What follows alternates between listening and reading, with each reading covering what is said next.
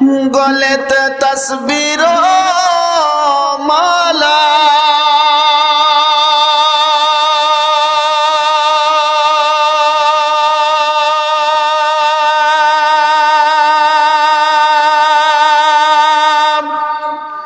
কে চলে ওই কামলিওয়ালা রে, বলেন মারহাবা, আর জোরে বলি মারহাবা। গলেতে তসবির মালা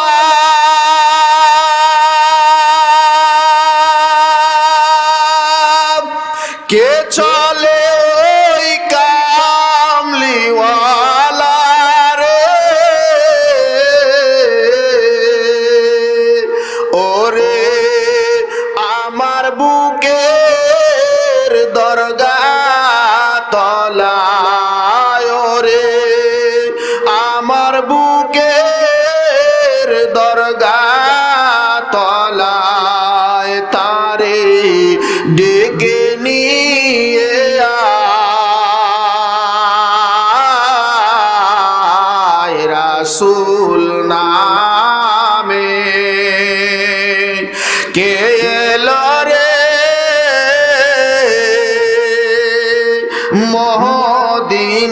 মদিনায় রাসূল নামে। বিসমিল্লাহির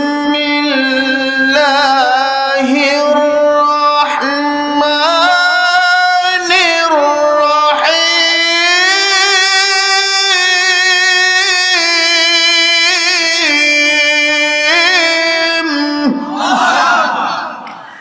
আলম তারা কাইফা ফাআলা রাব্বুকা বিআসহাবিল ফিল।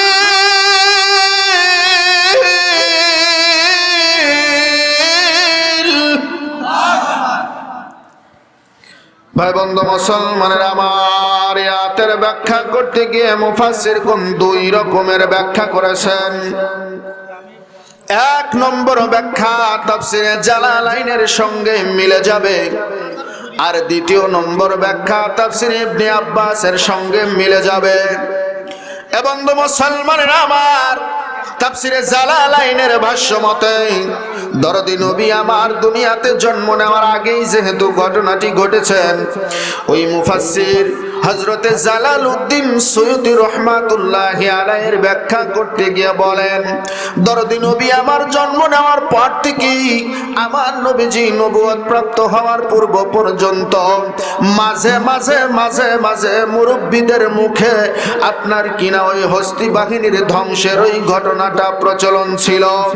মানুষ মুখে মুখে ওই ঘটনার বর্ণনা দিত। শুধু তাই নয়, আমার নবীজি মানুষের মুখ থেকে এই ঘটনাগুলি শুনতেন, দাদার কাছ থেকে শুনতেন, চাচার কাছ থেকে শুনতেন, আপনার ভাইদের কাছ থেকে, এলাকার মুরব্বীদের কাছ থেকে শুনতে পাইতেন। শুধু তাই নয়, তাদের মুখ থেকে এই ঘটনাগুলির বর্ণনা এত সুন্দর করে শোনা যাইত, তাদের মুখের কথা শুনলে এমন মনে হতো, তাদের বর্ণনা শুনে মনের মধ্যে এমন মনে হতো যেন ঘটনাটা আমার চোখের সামনেই ঘটতেছে। এত সুন্দর করে তারা এই ঘটনার বর্ণনা দিত। এজন্যে আল্লামা জালালউদ্দিন সুয়ুতী রাহমাতুল্লাহি আলাইহি তাফসীরে জালালাইনের মধ্যে বলেন, আমার নবীজির মুখে মুখে বলা কথাগুলি, এই যে আমার নবীজি শুনেছেন, এই শোনাটাও এক ধরনের দেখার মতো, যেহেতু ঘটনার বর্ণনা খুব সুন্দরভাবে হতো। এজন্যে আল্লাহ পাক বোঝাতে চান, আলাম তারা, হে নবী আপনি কি দেখেননি? এর দ্বারা আল্লাহ বোঝাতে চান, নবী গো আপনি কি শোনেন নাই? ঠিক দেখার মতো করে তারা বর্ণনা দিয়েছে। এই গেল 1 নম্বর ব্যাখ্যা। আর 2 নম্বর ব্যাখ্যা দিতে গিয়ে আমার দরদি নবীর আপন চাচাতো ভাই রাইসুল মুফাসসিরিন, যাকে বলা হয় মুফাসসিরদের সর্দার, হযরতে আব্দুল্লাহ ইবনে আব্বাস রাদিয়াল্লাহু তাআলা আনহু, তিনি ব্যাখ্যা করেছেন, এ দুনিয়ার মানুষ শোনো শোনো, আল্লাহ রাব্বুল আলামিন বলেছেন, আলম তরা, হে নবী আপনি কি দেখেননি, এর দ্বারা আমার আল্লাহ রাব্বুল আলামিন দুনিয়ার মানুষকে বোঝায় দেন আমার বন্ধুকে আমি আল্লাহ তাআলা এমন ক্ষমতা দিয়েছি যে আমার নবী দুনিয়ায় জন্ম নেওয়ার আগেই আমি আল্লাহ তাকে দেখার ক্ষমতা দিয়ে দিয়েছি। বন্ধু শুধু তাই না,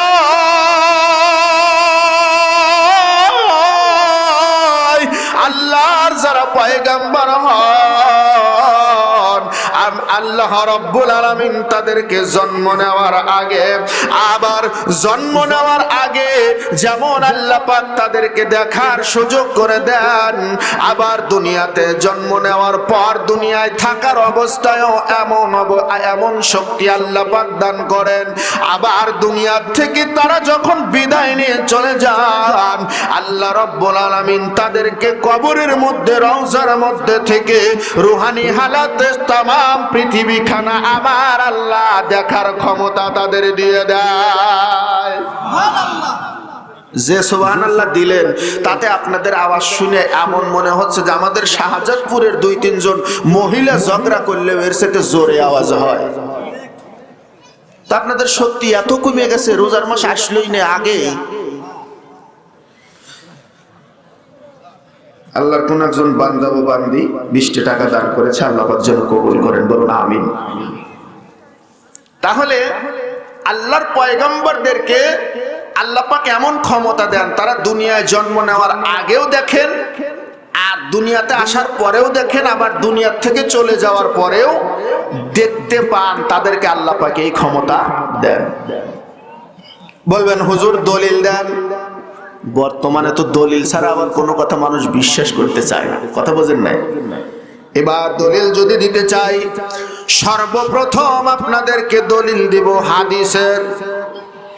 মুসলিম শরীফের 112 পৃষ্ঠা, মিশকাত শরীফের 112 পৃষ্ঠা, আর আবু দাউদ শরীফের 184 পৃষ্ঠার মধ্যে একটি হাদিস বর্ণনা করা হয়। সাওবান রাদিয়াল্লাহু তাআলা আনহু قال, সাওবান রাদিয়াল্লাহু তাআলা আনহু থেকে হাদিসটা বর্ণিত, তিনি বলেন, قال রাসূলুল্লাহ সাল্লাল্লাহু আলাইহি ওয়াসাল্লাম, আমার জানের নবী, আমার প্রাণের নবী, আমার নূরের নবী, আমার মায়ার নবী তার পাক জবানে বর্ণনা করেন, এ আমার উম্মত বেটা বেটিরা শোনো,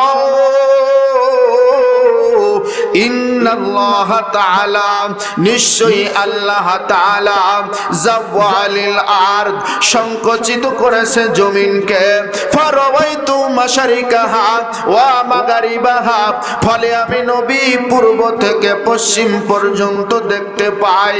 মিশকাতের শরফ মিরকাতুল মাফাতির মধ্যে ইমাম মোল্লা আলী কারি রাহমাহুল্লাহি তাআলা এই হাদিসের ব্যাখ্যা করতে গিয়ে এইভাবে তিনি বর্ণনা করেন, আল্লাহর রাসূল সাল্লাল্লাহু আলাইহি ওয়াসাল্লামকে আমার আল্লাহ রাব্বুল আলামিন পৃথিবীটা এমন ছোট বানায় দিয়েছেন, আমার নবীজি পৃথিবীটাকে হাতের তালুর মতো দেখতে পেতেন। যখন যেখানে ইচ্ছা আমার নবীজি নজর করলে, নজর করার সাথে সাথে দূর দূরান্তের খবর পর্যন্ত আমার নবী বলে দিতে পারতেন। শুধু তাই নয়, দুনিয়ার উপরের ঘটনা নয়, কবরের মধ্যে যদি কোনো ব্যক্তির কবরে জাহান্নামের আযাব হতো, তাও আমার নবীজি বলে দিতে পারতেন এই কবরের মধ্যে আযাব হচ্ছে।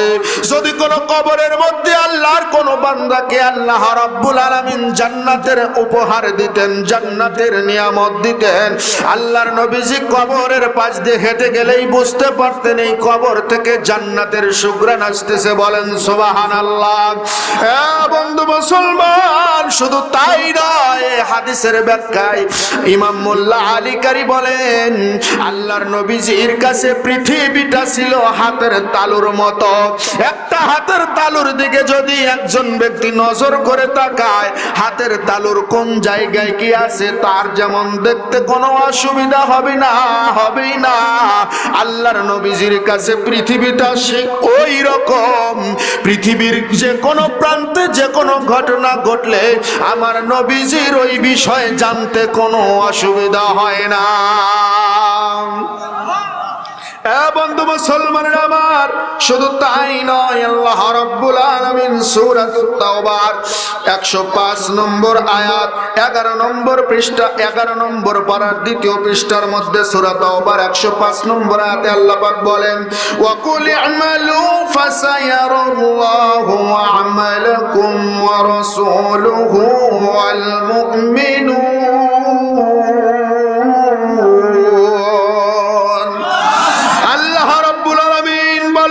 আর বলুন মুমিনদের আমলগুলো, যারা মুমিন তারা যে আমল করে এই আমলগুলো আল্লাহও দেখেন এবং পাশাপাশি তার রাসূলও দেখেন।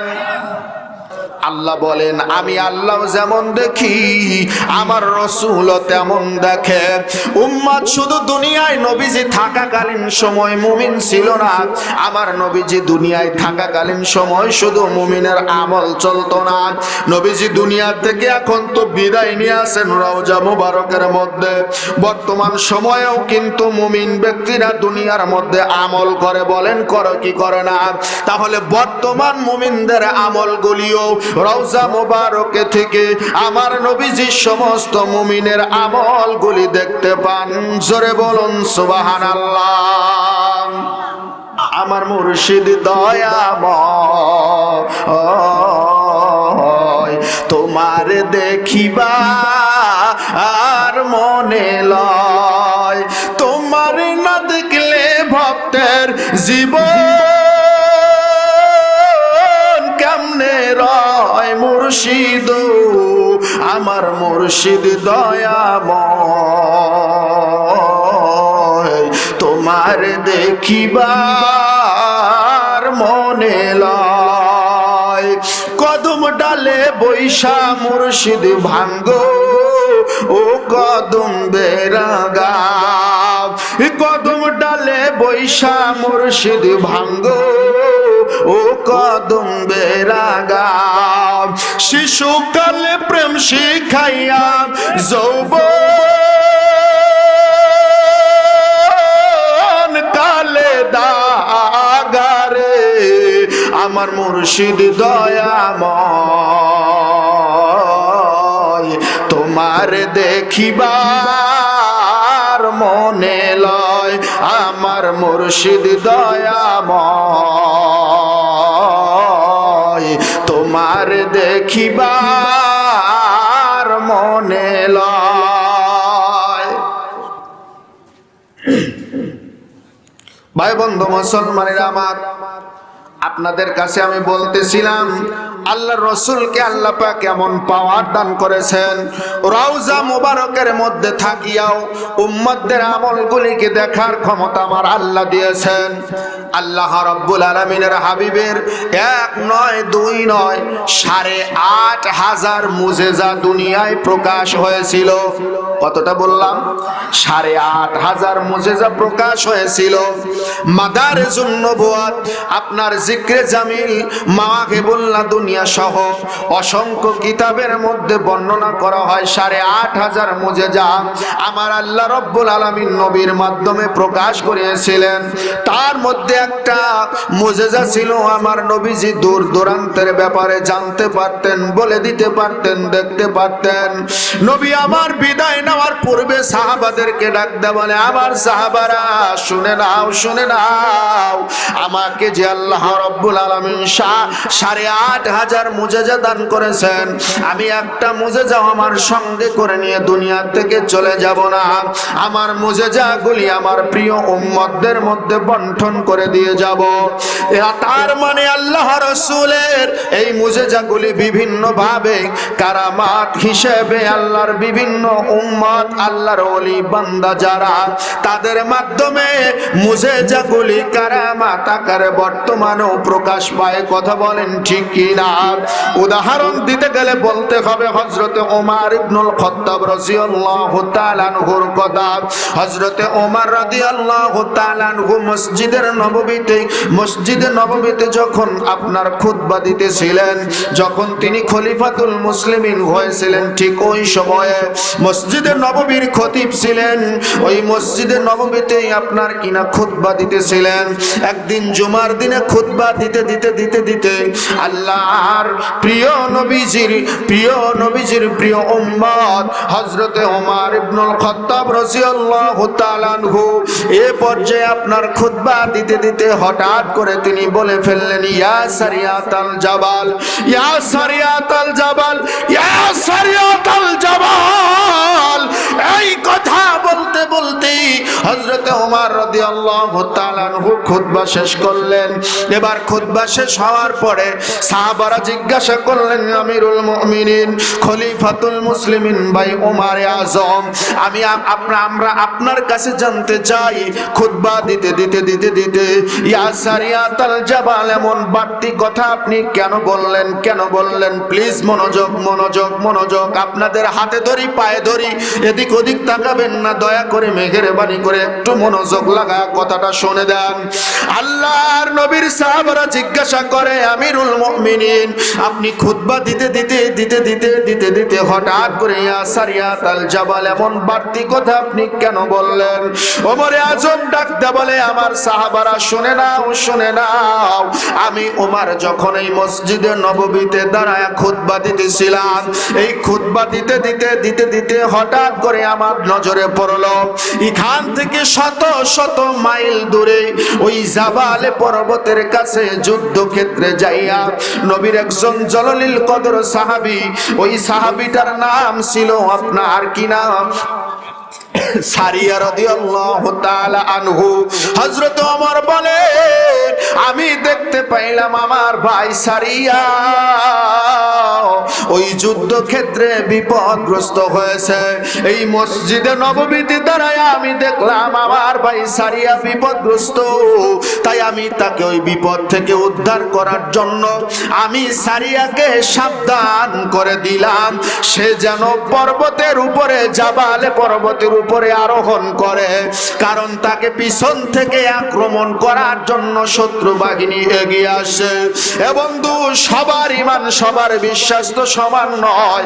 সাহাবাদের মধ্যে অনেক দুর্বল ঈমানের সাহাবী ছিল, তাদের মধ্যে কিছু সাহাবী ডাকতে বলেন, ওগো আমিরুল মুমিনিন খলিফাতুল মুসলিমিন আপনি শুনে নেন, আপনি যেই কথাটা বললেন এখান থেকে শত মাইল দূরে হলো আপনার কিনা ওই জাবালে পর্বত, এই মসজিদে নববীতে দাঁড়ায়া ওই জাবালে পর্বতের কাছে কখনোই ওটা নিজের চক্ষু দ্বারা দেখা সম্ভব নয়।